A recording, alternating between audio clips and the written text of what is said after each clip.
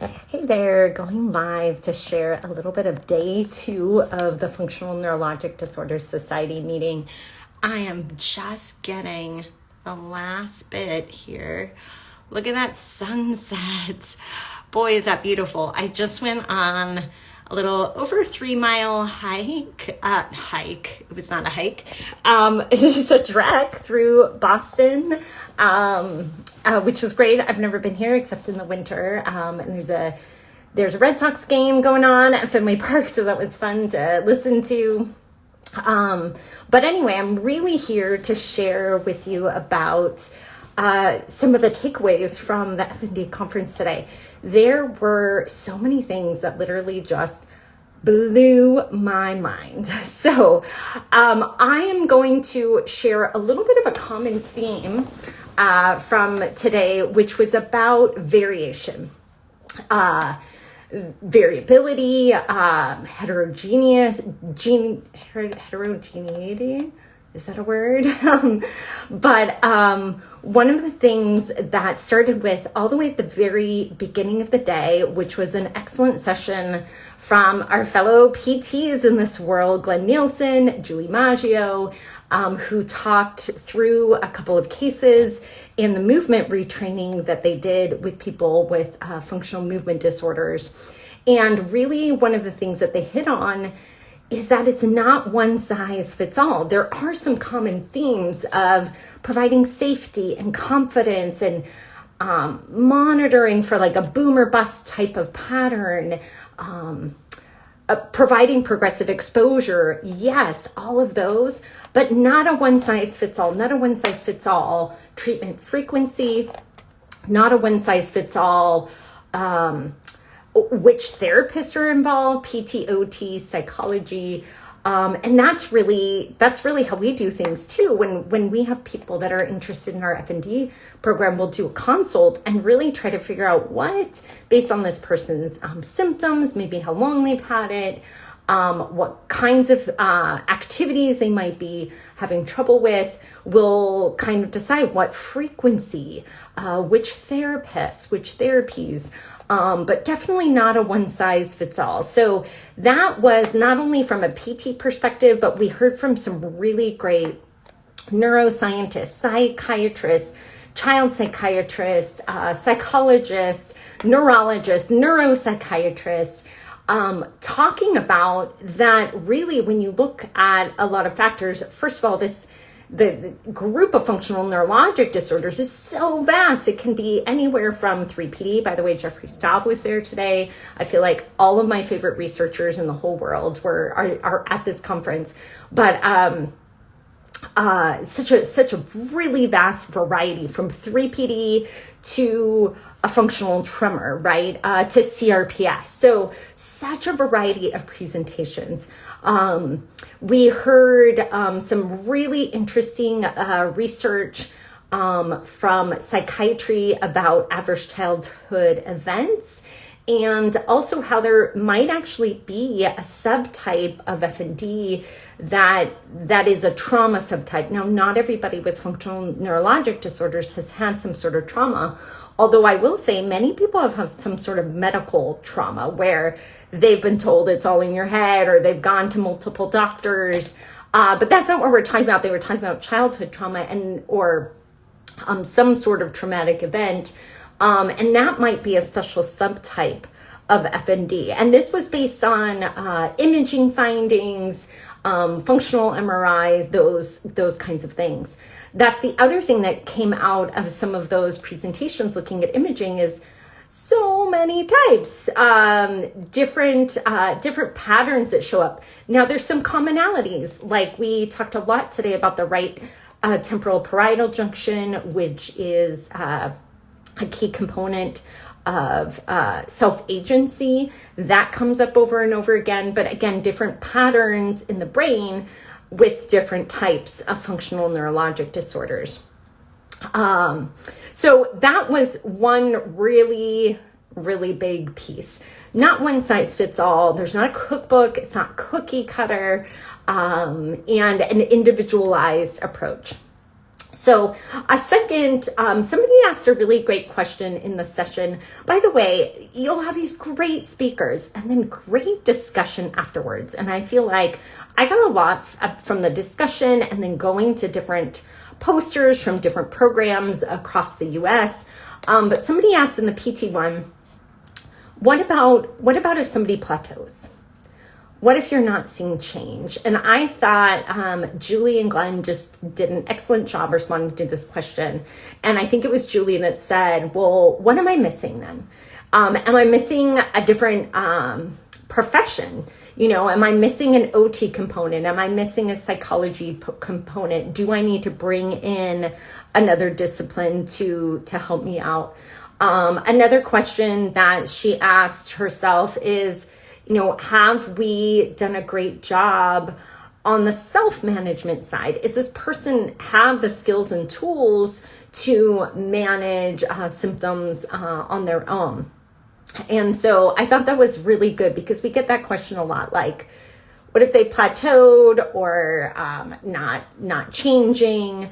And another really great question that came up in the therapy session is really pertain to, again, the variety of symptoms. And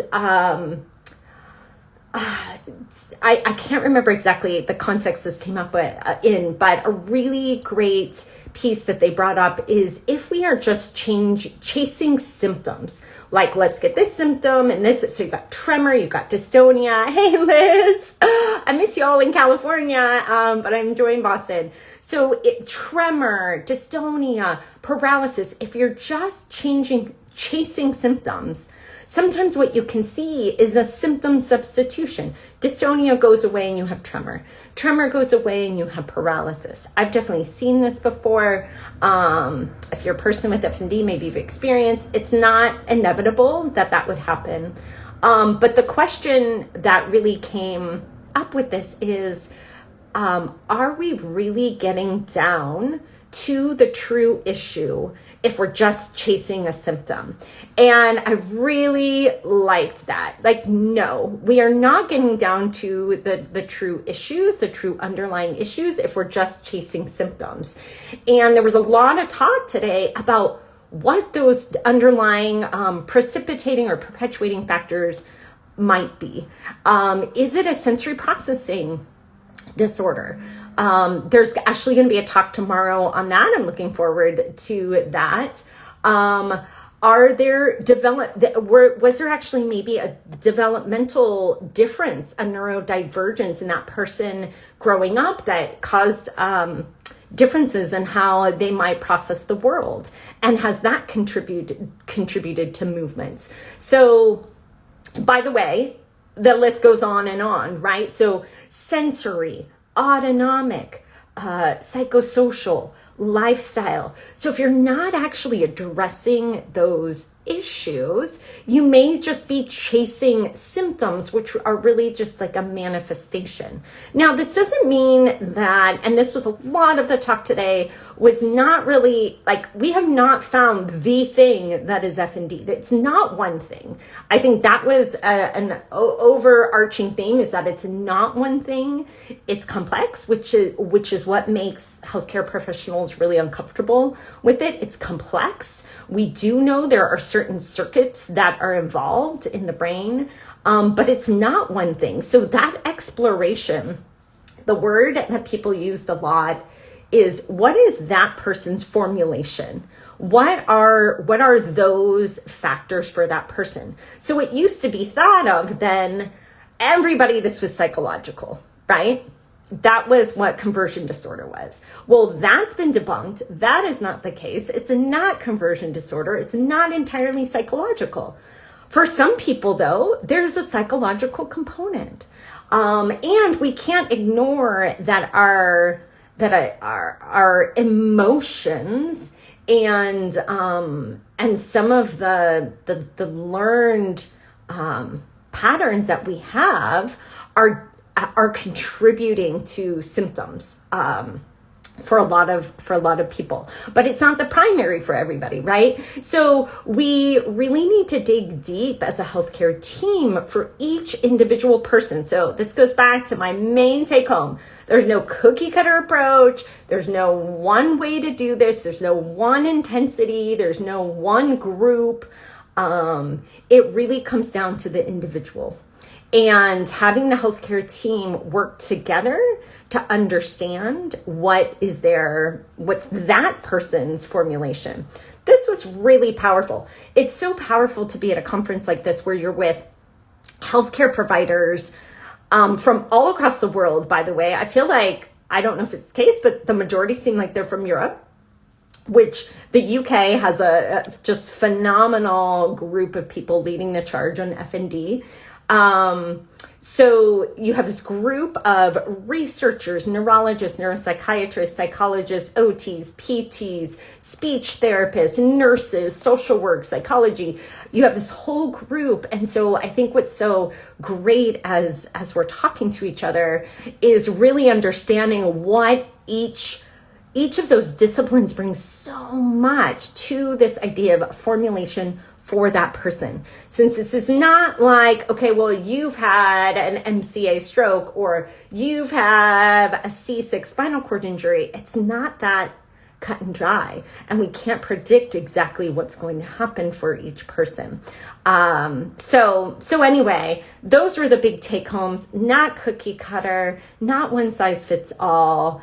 What to think about if you're experiencing a plateau, and to stop chasing symptoms and instead get to the underlying issue for people. This is why we have our pie chart, by the way. Motor control, sensory, autonomic, lifestyle, psychosocial, physical impairments. Which of those pieces are the biggest that underlie multiple symptoms, right? That's where I think we can do our best work, is when we can get to those pieces that underlie multiple symptoms.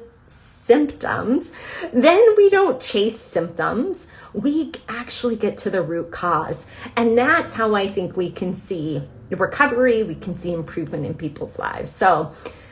So many other take homes for today, but the sun's going down here and it's getting late. So I will sign off now. Thank you so much for joining me for this Functional Neurologic Disorders Society update.